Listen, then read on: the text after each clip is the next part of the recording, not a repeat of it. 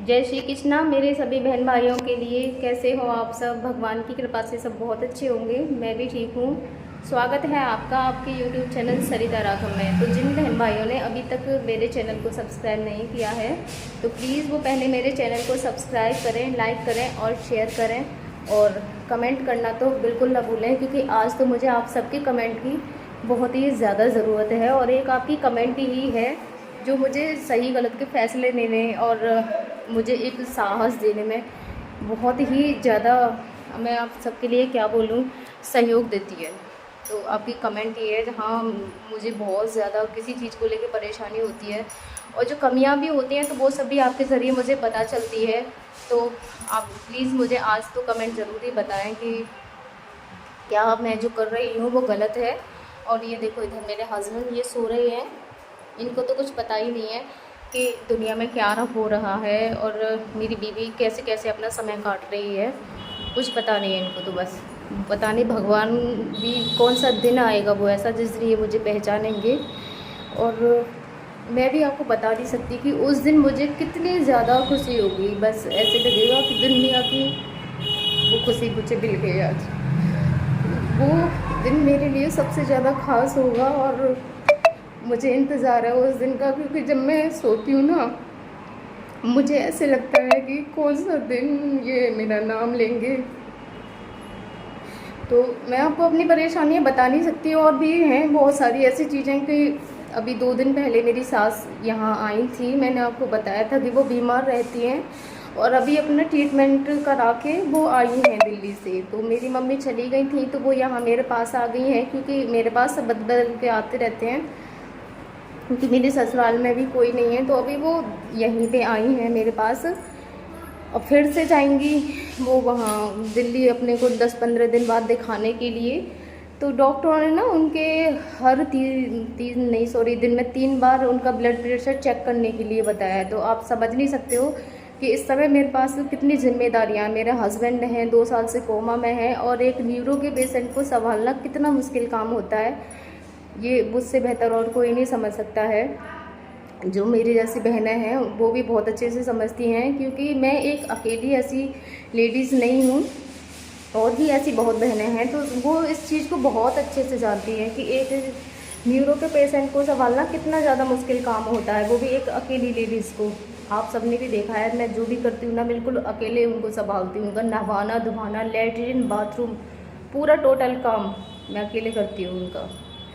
तो ये मेरी मम्मी है जो अभी 2 दिन पहले आई थी। तो गांव में आपको पता है सब ऐसे मिलने आते ही रहते हैं, तो इनसे भी मिलने आती हैं वहाँ पे लेडीज़ हैं, जो मैं सबके लिए नहीं कहूँगी क्योंकि सब एक जैसे नहीं हैं, बहुत अच्छे लोग भी हैं, हर तरह की सोच रखने वाले होते हैं। तो सब एक जैसे नहीं हैं, बस ऐसे है कि कुछ कुछ आके ऐसे बोलती हैं कि आपकी बहू वीडियो बनाती है, वो वीडियो बनाती है और वो, और जब आपका लड़का ठीक हो जाएगा तो क्या वो उसको रख लेगा? तो मम्मी ने भी बोल दिया कि वीडियो बनाती है। कैसे वीडियो बनाती है? वो कोई नाच गाने की वीडियो बना रही है या फिर कोई उल्टी सीधी वीडियो बना रही है? मजबूरी है उसकी जो वो वीडियो बना रही है, वरना 2 बच्चे हैं उसके। तो क्या तुम उसे खर्चा दे दोगे उसके बच्चों के लिए? क्या मेरे पति का इलाज करा जाएंगे जो ये सब बोल रहे हैं? और ऐसा बिल्कुल नहीं है कि मेरी वीडियो में कोई है नहीं। आप सबने भी, मैंने आप सबको दिखाया है। अगर मेरे मायके से भी मेरी बहन आती है, मेरी मम्मी आती हैं, तो मैं आप सबको दिखाती हूँ। कोई भी आता है तो सभी को दिखाती हूँ। मेरी बुआ की तरफ से मेरे बुआ के बच्चे आते हैं उनको दिखाती हूँ। मेरी ससुराल से भी मैंने देखो दीदी की भी वीडियो डाल रखी है, आप होली के आसपास की देख सकते हो। और जब ये हॉस्पिटल में थे तो मैं दीदी के पास जाके कई वीडियो मैंने बनाई थी, वो भी हैं। तो मेरी वीडियो में मेरे सभी हैं, मेरी ननद हैं, मेरी सासू माँ हैं।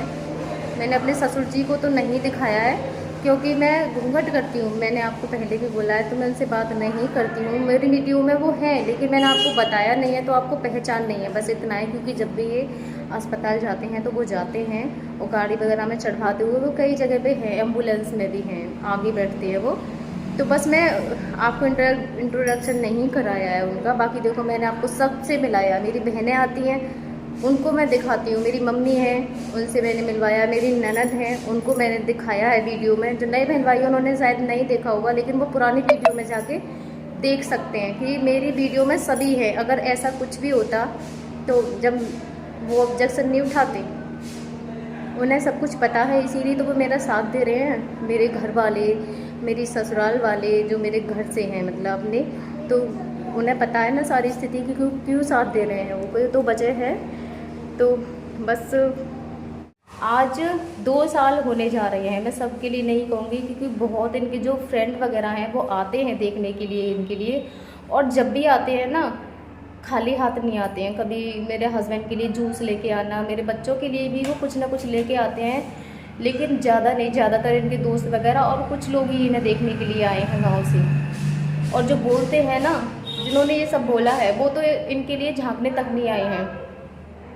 तो उन्होंने कभी 2 साल से अब तक ये आके पूछा है कि तुम लोग कैसे कर रहे हो, कहाँ से अरेंज कर रहे हो। और ऐसा नहीं है कि गांव में किसी को किसी की स्थिति पता नहीं होती, सबको पता होती है कि इनकी स्थिति क्या है इस समय। तो कभी आके पूछा है उन्होंने कि तुम सब कैसे मैनेज कर रहे हो। अभी फरवरी से पहले मेरे हस्बैंड फरवरी में हॉस्पिटल में एडमिट थे। होली वाले दिन भी वो सब घर पे थे और मैं भी हॉस्पिटल में थी होली वाले दिन, और मेरा हस्बैंड भी एडमिट थे होली पे। और उससे पहले कम से कम 3-4 महीने इनका ना कोई चेकअप हुआ था और ना ही कोई ट्रीटमेंट हुआ था। किसकी वजह से? सिर्फ एक पैसे की वजह से। पैसा नहीं था हमारे पास इतना कि हम इनका चेकअप करा सकें, और इन्हें उस समय चेकअप की इतनी ज़्यादा ज़रूरत थी, क्योंकि मैंने आपको शुरू से ही बोला है कि मेरे हस्बैंड को ना सक्सन की बहुत ज़्यादा समस्या रहती है। और सर्दियों में तो इनका सक्सन इतना ज़्यादा बढ़ रहा था उस टाइम। सक्सन की तो इन्हें शुरू से ही, जब ये वेंटिलेटर पे थे उस समय से ही इन्हें दिक्कत है। बस वो थोड़ा कभी कम हो जाता है, कभी ज़्यादा हो जाता है, लेकिन अभी तक ऐसा नहीं हुआ है कि पूरी तरीके से ख़त्म हो गया हो। तो फरवरी से पहले कितनी ठंड बढ़ती है, और इनका कोई चेकअप नहीं हुआ था कम से कम 3-4 महीने के लिए, पैसे की वजह से। तो कभी किसी ने आके पूछा कि कैसे कैसे तुम्हें अपने बेटे की इलाज करा रहे हो, कहाँ से क्या करा रहे हो। और जब इनका चेकअप नहीं हुआ था तो मुझसे पूछिए कि मुझ पर उस समय क्या बीती थी कि नहीं, इस समय चेकअप की कितनी ज़्यादा ज़रूरत है, और ना ये हॉस्पिटल जा रहे हैं। तो इन चीज़ों को तो कोई देखता नहीं है। और इतना सब कुछ करने के बाद में भी लोग मेरे बारे में ऐसा बोलते हैं कि ये वीडियो बना रही है।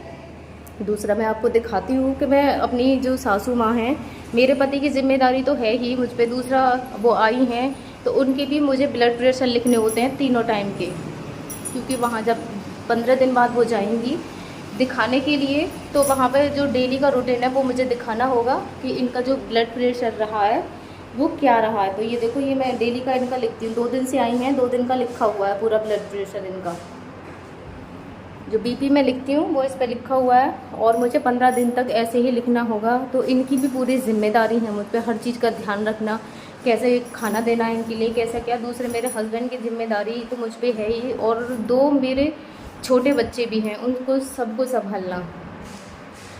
तो बोलने से पहले क्या वो ये सब आके संभाल लेंगी? मैं ये सारी चीज़ें छोड़ दूँगी, वीडियो बनाना भी छोड़ दूँगी। एक बार आके वो इन सारी जिम्मेदारियों को संभाल ले, तो मैं कुछ और अपनी कमाई का ज़रिया देखती हूँ, कुछ और कमाऊँगी और कहीं से ला के दूँगी। इनको आके संभाल लें, या फिर इतना वो मेरे लिए दे जाएं जिससे कि मैं अपने बच्चों को संभाल सकूँ और अपने पति का भी ट्रीटमेंट करवा सकूँ।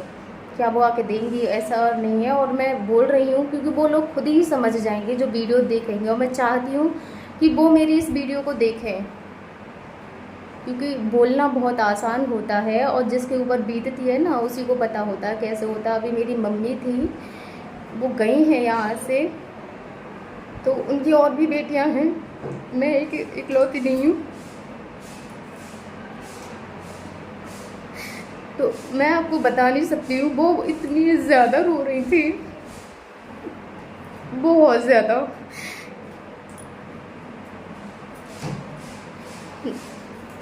लेकिन मैं उनके सामने बिल्कुल भी नहीं रोई, बिल्कुल भी नहीं रोई। उन्हें, मतलब मैं कभी मम्मी के सामने ऐसे नहीं रहती हूँ, क्योंकि वो बहुत ज़्यादा परेशान होती है मुझे देख के। तो मैं उनके सामने कभी नहीं रोती हूँ, कभी भी। मतलब मैं हमेशा बहुत खुश रहती हूँ। आपने भी देखा होगा, मैं इतना ज़्यादा दुखी नहीं होती हूँ, क्योंकि समय है, भगवान ज़रूर सुनेंगे मेरी। मैं इतनी मेहनत करती हूँ, मेरा पूरा दिन मुझे ये नहीं पता होता है कि मेरी रात कब हुई और दिन कब निकल आया। बस ऐसे जाता है। तो वो बहुत ज़्यादा रो रही थी, बहुत ज़्यादा परेशान हो रही थी। क्यों हो रही थी, क्यों हो रही थी? और भी तो उनकी बेटियां हैं, उनको देख के क्यों परेशानी होती है? वो मुझे देख के क्यों होती है?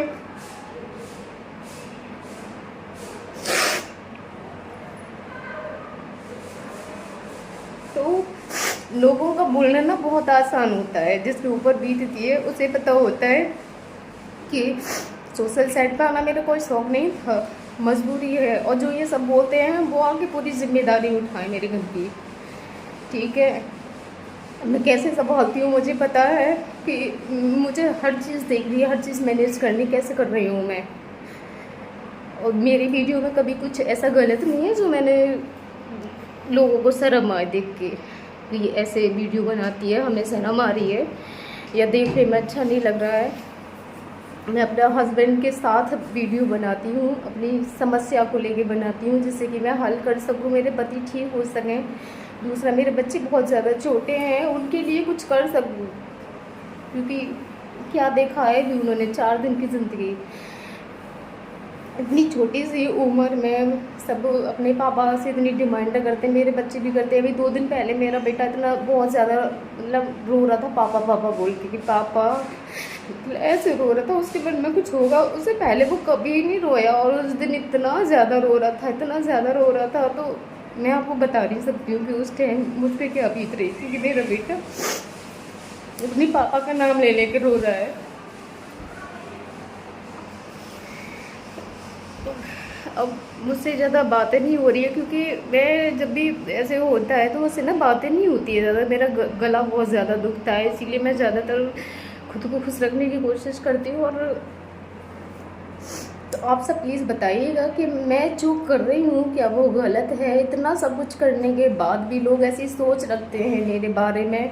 2 साल से मैं अपने पति के लिए एक जंग सी लड़ रही हूँ कि भगवान बस मेरी सुनो और इन्हें ठीक कर दो जल्दी से। जो जैसा मुझसे बोलता है ना, बिल्कुल वैसा ही मैं करती हूँ। कोई कहता है इस वाली पूजा को करो, ये करो, वो करो, तो जो मुझसे मतलब मेरे सामर्थ्य है मैं उसे पूरा पूरा करने की कोशिश करती हूँ। और जो चीज़ें मेरे सामर्थ्य में नहीं है, जहाँ पैसे की वजह से मैं थोड़ा, पैसे वाली जगह आती है वहाँ थोड़ा सा रह जाती हूँ मैं, क्योंकि हर चीज़ देखनी है मेरे लिए।